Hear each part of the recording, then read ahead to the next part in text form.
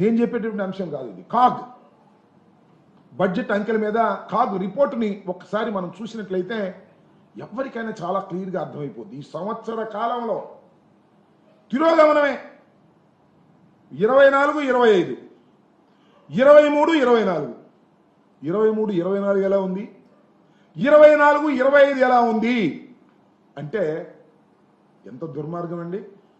నేను ఉక్కునే చదివి వినిపిస్తాను మీకు, నేనేం పెద్దగా చెప్పవసరలా. రాష్ట్రంలో 2023, 24లో వచ్చిన ఆదాయం 24, 25లో ఆదాయం చూస్తే అంత రాకపోతే రాకపోయింది. 5,520 కోట్లకు తగ్గిపోయింది రెవెన్యూ లోటు, రెవెన్యూ ఆదాయం. అంటే సంపద సృష్టిస్తాను అన్న చంద్రబాబు నాయుడు గారు సంవత్సరం పరిపాలన చేస్తే ఆ సంవత్సరంలో 5,520 కోట్ల రూపాయలు రావాల్సినటువంటి ఆదాయం రాలేదంటే ఈయన సంపద సృష్టిస్తున్నాడా, సంపద పోగొడుతున్నాడా ఒక్కసారి ఆలోచించమని మనం చేస్తున్నాం. అలాగే అమ్మక పన్నుతో పాటు స్టాంప్ డ్యూటీ, మన రిజిస్ట్రేషన్స్ అవన్నీ ఉంటాయి కదా, అవి చూస్తే 2024, 25లో అంతకు ముందు ఏడాదితో పోలిస్తే 1,053 కోట్ల రూపాయలు డంప్ పడిపోయింది. రిజిస్ట్రేషన్ లేవు, అమ్మకాలు లేవు, కొనుగోలు లేదు, కొనుగోలు శక్తి పడిపోయింది.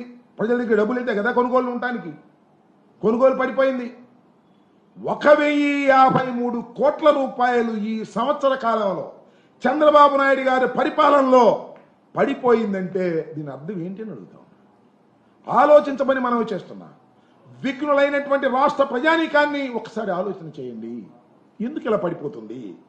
చంద్రబాబు నాయుడు గారు అనుభవజ్ఞుడు కదా, అద్భుతమైనటువంటి పరిపాలన చేస్తా అన్నాడు కదా, సంపద సృష్టిస్తా అన్నాడు కదా, ఏమైపోయింది ఇదంతా. అంతేకాదు స్టాంప్స్ అండ్ రిజిస్ట్రేషన్స్ ఆదాయం అంతకు ముందు పోలిస్తే 705 కోట్లు తగ్గింది.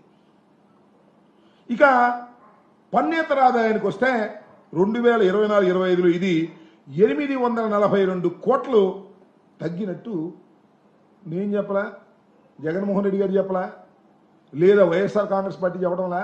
కాగ్ రిపోర్ట్ ప్రకారం 842 కోట్లు తగ్గింది. ఇకపోతే కేంద్ర ప్రభుత్వం నుంచి గ్రాంట్ రూపంలో రావాల్సినటువంటి డబ్బు 2023, 24తో పోలిస్తే 2024, 25లో 14,563 కోట్లు తగ్గిందంట. This is also CAG report, according to CAG report. ఎవరి రిపోర్ట్తో కాదని మనం చేస్తున్నాం. ఈ విధంగా అన్నీ తగ్గిపోతూ ఉన్నాయి. అలాగే మూలధన వ్యయం, రాష్ట్ర ప్రభుత్వం పెట్టి మూలధన వ్యయం 2023, 24తో పోలిస్తే 2024, 25తో 4,413 కోట్లు తగ్గిపోయింది.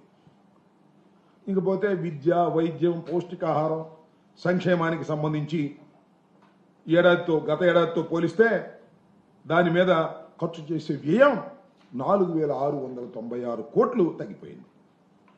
ఇవన్నీ కూడా కాగ్ గణాంకాల ప్రకారం నేను చెప్తున్నట్టుదే కానీ చంద్రబాబు నాయుడు గారి మీద కోపంతోనో, చంద్రబాబు నాయుడు గారు ఏదో అధికారంలోకి వచ్చాడనే దుగ్ధతోనో నేను చెప్తున్నటువంటి మాటలు కాదు. అన్ని ఆన్ రికార్డ్ కాగ్ రిపోర్ట్ ప్రకారం వస్తున్నటువంటి లెక్కలివి. ఏమైనా చెప్పండి చంద్రబాబు నాయుడు గారు, this is your progress report. నేను ఇచ్చింది కాదు, ఈ సంవత్సర కాలంలో మీరు చేసినటువంటి ప్రోగ్రెస్ రిపోర్ట్ ఇది. అంటే తిరోగమనం. జగన్మోహన్ రెడ్డి గారి టైంలో ఇలా పెరిగిపోతే ఆదాయాలు, మీ టైంలో ఇలా తగ్గిపోతున్నాయి.